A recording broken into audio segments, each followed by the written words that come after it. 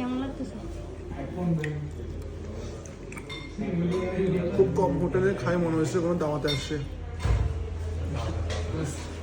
বাসায় খাবারের মতো না।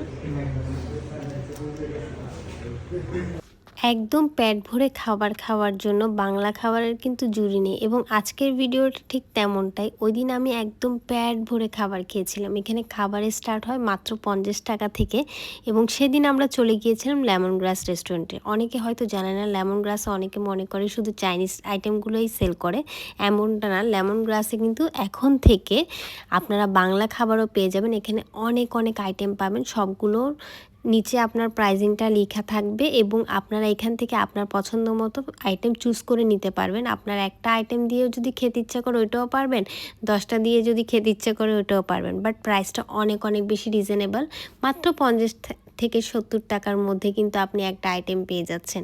সো এত মজার মজার আইটেম আর কি বলবো। ওই দিন আমরা যা যা নিয়েছিলাম এত জোস ছিল, বিশেষ করে এই শাকটা, এটা সম্ভবত পালং শাক বা পুঁই শাক কিছু একটা ছিল, আমার ঠিক মনে নেই, এটা অনেক আগের ভিডিও।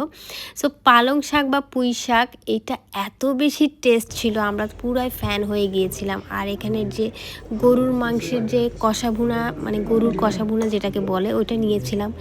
এটা এত মাইন্ড ব্লোয়িং ছিল, ট্রাস্ট মি।